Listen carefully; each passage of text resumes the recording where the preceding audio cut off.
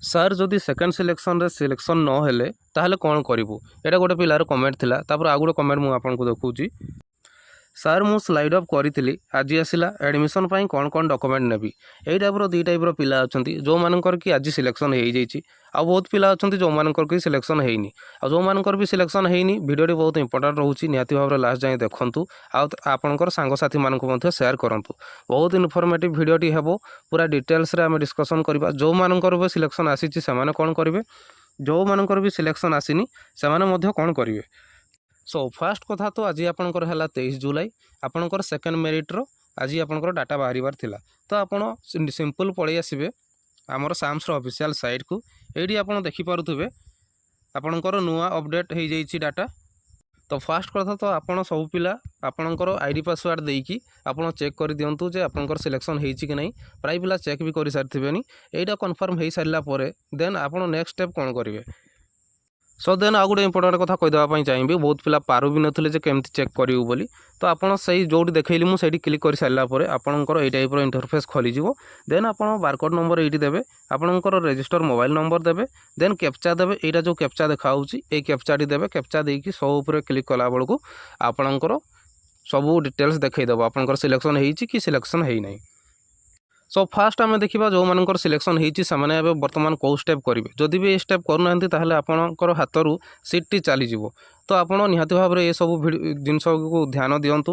ତାପରେ ଆମେ ଟିକେ ପରେ ଭିଡ଼ିଓରେ ଟିକେ ଆଗକୁ ଆମେ ଇମ୍ପୋର୍ଟାଣ୍ଟ ପଏଣ୍ଟ ଗୁଡ଼ିକ କିଛି ଡିସ୍କସ୍ କରିବା, ଯେଉଁଗୁଡ଼ାକି ହେଲା ବହୁତ ମହତ୍ତ୍ୱପୂର୍ଣ୍ଣ ଆପଣଙ୍କର ପଦକ୍ଷେପ ରହିବ ଏବେ। ତ ଫାର୍ଷ୍ଟ ତ ଆମେ ଦେଖିବା ଯଦି ଆପଣଙ୍କର ସିଲେକ୍ସନ୍ ହେଇଛି ତାହେଲେ ଆପଣ କ'ଣ କରିବେ। ଆପଣ ସିଧାସଳଖ ଯାଇକି ଆପଣ ଆଡ଼ମିସନ୍ କରିବା ପାଇଁ ଯିବେ। ଇଣ୍ଟିମେସନ୍ ଲେଟର୍ଟି ଡାଉନଲୋଡ଼୍ କରିକି ଆପଣ ଆଡ଼ମିସନ୍ କରିବା ପାଇଁ କଲେଜକୁ ଯିବେ।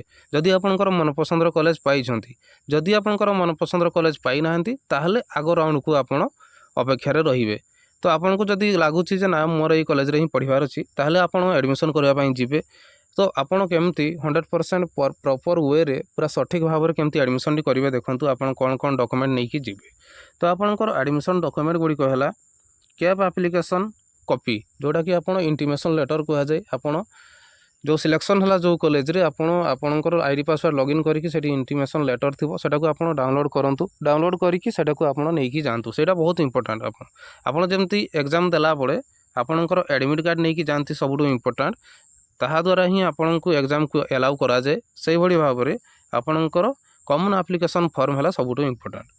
ଦେନ୍ ଆପଣଙ୍କର ଆସୁଛି 10th ମାର୍କସିଟ୍ ଆଣ୍ଡ ସାର୍ଟିଫିକେଟ୍।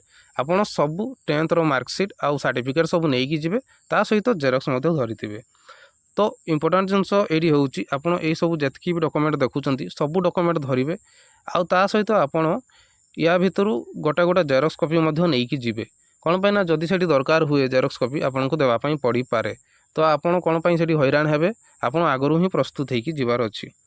ଦେନ୍ ଆପଣ ଆଧାର କାର୍ଡ଼ ନେଇକି ଯିବେ, ବହୁତ important. Passport size photo, passport size photo ସବୁବେଳେ ଆପଣଙ୍କର 4ରୁ 5ଟା ଧରିଥିବେ।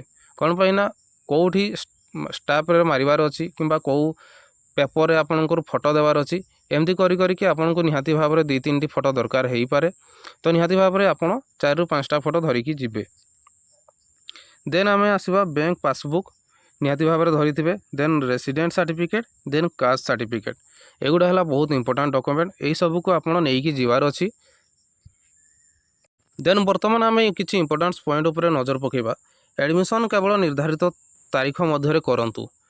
ଆକ୍ଚୁଆଲି ଆପଣ ଦେଖନ୍ତୁ ଯେବେ ବି ଆପଣଙ୍କର ଆଡ଼ମିସନ୍ ଡେଟ୍ ଅଛି ତାଠୁ ମାତ୍ର 4ରୁ 5 ଦିନ ମାତ୍ର ଟାଇମ୍ ଥାଏ। ସେଇ ଭିତରେ ପିଲା ବହୁତ କରନ୍ତି ଯେ ତାଙ୍କର ଡକୁମେଣ୍ଟ ଖୋଜି ଡକୁମେଣ୍ଟ ଯୋଗାଡ଼ କରି ତାଙ୍କର ଟାଇମ୍ଟି ସରିଯାଏ। ପ୍ରାୟ ଲାଷ୍ଟ ବେଳକୁ ସେମାନେ ଯାଆନ୍ତି, ଯେଉଁଟାକି ବହୁତ ଭୁଲ କାମ। ଆପଣ ନିହାତି ଭାବରେ ଯେତେ ଶୀଘ୍ର ଆପଣ ଆଡ଼ମିସନ୍ଟି କରିପାରିବେ। ସମସ୍ତ ଅରିଜିନାଲ୍ ସହିତ ଜେରକ୍ସ ଡକୁମେଣ୍ଟ ନେଇଥାନ୍ତୁ, ବହୁତ ଇମ୍ପୋର୍ଟାଣ୍ଟ। ଆପଣ ଅରିଜିନାଲ୍ ସହିତ ଜେରକ୍ସ ଡକୁମେଣ୍ଟ ମଧ୍ୟ ଧରିଥିବେ। ଦେନ୍ ଆଡ଼ମିସନ୍ ନ କଲେ ସିଟ୍ କ୍ୟାନସେଲ୍ ହେଇପାରେ। ଯଦି ଆପଣଙ୍କୁ ଭଲ କଲେଜ ମିଳିନି କିମ୍ବା ମନପସନ୍ଦର କଲେଜ ମିଳିନି ତାହେଲେ ଆପଣ ସ୍ଲାଇଡ୍ ଅପ୍ ମାରିପାରିବେ କିମ୍ବା ଆଗ ରାଉଣ୍ଡକୁ ଅପେକ୍ଷା କରିପାରିବେ। ଯଦି ଆପଣ ସିଟ୍ଟି ପାଇକି ବି ଯଦି ଆପଣ ଭାବୁଛନ୍ତି ଯେ ମୋ ଏଇ କଲେଜରେ ପଢ଼ିବାର ହିଁ ନାହିଁ, ମୋର ଆଗ ରାଉଣ୍ଡକୁ ଦେଖିବି ଅଲଗା କଲେଜ, ତାହେଲେ ଚୁପଚାପ ରୁହନ୍ତୁ ନାହିଁ। ଆପଣ ଯାହା ହେଲେ ବି ଗୋଟେ ଷ୍ଟେପ୍ ନିଅନ୍ତୁ। ଯଦି ଆପଣ ଆଡ଼ମିସନ୍ କରୁନାହାନ୍ତି କିମ୍ବା କଲେଜ ପସନ୍ଦ ଆସୁନି ବୋଲି ଯଦି ଆପଣ ଆଗ ରାଉଣ୍ଡକୁ ଯିବି ବୋଲି ଆପଣ ଯଦି ଚୁପଚାପ ରହିଯାଉଛନ୍ତି ତାହେଲେ ଆପଣଙ୍କ ପାଖରୁ ସିଟ୍ଟି ବି ପଳେଇବ। ଦେନ୍ ଆଗ ରାଉଣ୍ଡକୁ ଆପଣ ଯାଇ ବି ପାରିବେନି। ତ ଆପଣଙ୍କୁ ଠିକ୍ ସମୟରେ ଠିକ୍ ଷ୍ଟେପ୍ଟି ନେବା ଦରକାର। ଦେନ୍ ଥାର୍ଡ଼ ରାଉଣ୍ଡ ବା ସ୍ଲାଇଡ୍ ଅପ୍ ଅପସନ୍ ଥିଲେ ସମୟରେ ଆପ୍ଲାଏ କରନ୍ତୁ।